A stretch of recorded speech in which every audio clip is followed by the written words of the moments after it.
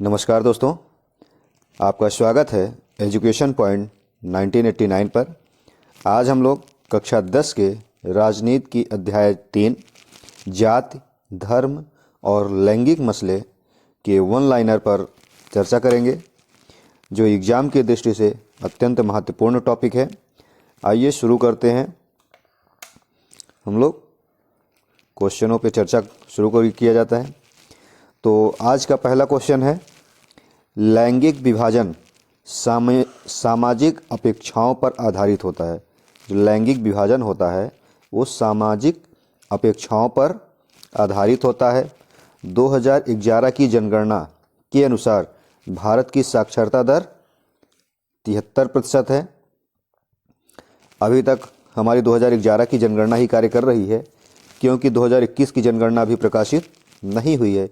इसलिए जितने भी डाटा हैं सारे हमारे 2011 की जनगणना के अनुसार हैं।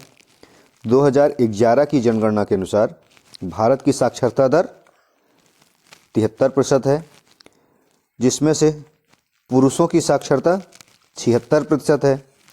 2011 की जनगणना के अनुसार टोटल कंप्लीट साक्षरता क्या है? 73%।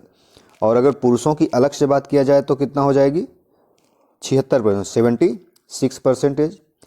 2011 की जनगणना के अनुसार भारत की लिंगानुपात, मतलब कितने पुरुषों पर कितनी महिलाएं हैं, ये कितना है? 943/1000, मतलब 1000 पुरुषों पर 943 महिलाएं 2011 की जनगणना के अनुसार हैं।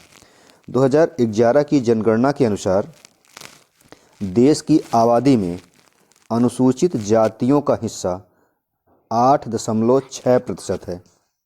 कितना है? 8.6% है अनुसूचित जनजातियों का हिस्सा, मतलब एसटी का हिस्सा 8.6% है। धर्म के आधार पर भेदभाव न करने वाले व्यक्ति को धर्मनिरपेक्ष कहते हैं। धर्मनिरपेक्षता क्या होती है? धर्म के आधार पर किसी प्रकार का कोई भेदभाव ना किया जाए, उसे हम धर्मनिरपेक्ष कहेंगे। धर्मनिरपेक्ष देश किसे कहेंगे? जब कोई ऐसा देश जो किसी भी विशेष धर्म को विशेष मान्यता या अधिकार नहीं प्रदान करता है, सभी के लिए समान भाव रखता है, उसे हम धर्मनिरपेक्ष देश या राष्ट्र कहते हैं। महिलाओं के लिए पंचायतों में एक तिहाई आरक्षण की व्यवस्था की गई है। महिलाओं के लिए पंचायतों में 1/3 स्थान का आरक्षण दिया गया है। भारत की आबादी में अनुसूचित जातियों, अनुसूचित जनजातियों और पिछड़ी जातियों का हिस्सा लगभग 2/3 है। भारत की आबादी में अनुसूचित जातियों, अनुसूचित जनजातियों और पिछड़ी जातियों का हिस्सा कितना है? लगभग 2/3 के बराबर है। आइए अगले क्वेश्चन की ओर। जब हम लैंगिक विभाजन की बात करते हैं तो हमारा अभिप्राय समाज द्वारा स्त्री पुरुष को दी गई असमान भूमिकाओं से है। जब हम लैंगिक विभाजन की बात करते हैं तो हमारा अभिप्राय क्या होता है? समाज द्वारा स्त्री और पुरुष को दी गई असमान भूमिकाओं से होता है। जातिवाद, जातिवाद पर आधारित सामाजिक विभाजन पूरे विश्व में कहाँ है? सिर्फ भारत में ही है। जातिवाद पर आधारित जो सामाजिक विभाजन है वो हमारे भारत में ही प्रचलित है। भारत में औसतन एक स्त्री एक पुरुष की तुलना में रोज 1 घंटा ज़्यादा काम करती है। भारत में एक स्त्री जो होती है वो पुरुषों की तुलना में औसतन 1 घंटे ज़्यादा काम करती है। भारत में राज्यों की विधानसभाओं में महिलाओं का प्रतिनिधित्व 8% से अधिक है। जो विधानसभा हैं, भारत में राज्यों की जो विधानसभाएं हैं, वहाँ पर महिलाओं का प्रतिनिधित्व कितना है? 8% से थोड़ा सा ज़्यादा है, 8% से अधिक है। 2011 की जनगणना के अनुसार प्रति 1000 बालकों पर बालिकाओं की संख्या 919 है। महिलाओं की संख्या कितनी है? कुल लिंगानुपात कितना है? 943 है। और बालिकाओं की संख्या, जो बच्चे होते हैं उनकी संख्या 919 है। निर्वाचन आयुक्त की नियुक्ति कौन करता है? राष्ट्रपति करता है। निर्वाचन आयुक्त की नियुक्ति राष्ट्रपति करता है। भारत में मुस्लिम लीग की स्थापना 1906 में की गई थी सलीमुल्लाह खां द्वारा। बांग्लादेश के ढाका में मुस्लिम लीग की स्थापना 1906 में सलीमुल्लाह खां द्वारा की गई थी। हमारे देश में स्त्री पुरुष जिनकी आयु 18 वर्ष है उन्हें वोट देने का अधिकार है।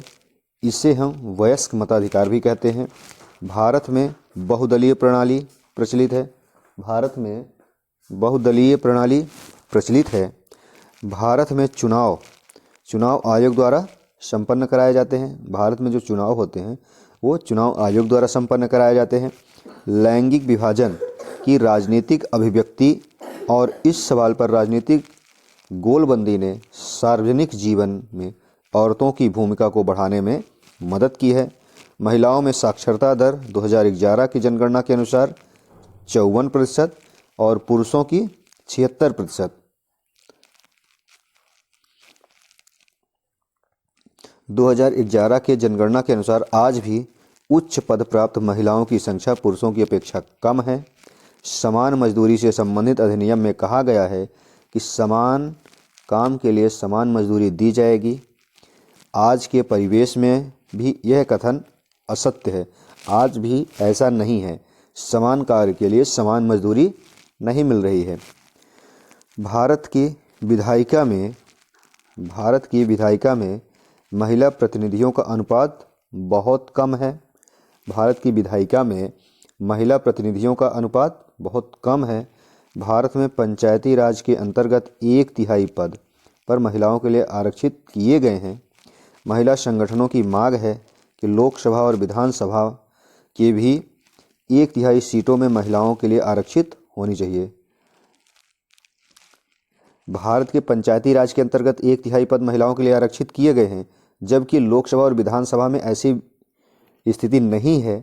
तो महिला संगठनों ने मांग किया है कि हमें लोकसभा और विधानसभा में भी 1/3 सीटों पर आरक्षण होना चाहिए। वर्ण व्यवस्था अन्य जाति समूहों से भेदभाव और उन्हें अपने से अलग मानने की धारणा पर आधारित होता है। वर्ण व्यवस्था अन्य जाति समूहों से भेदभाव और अपने से अलग मानने की धारणा पर आधारित होता है। हमारी आज की क्लास यहीं तक।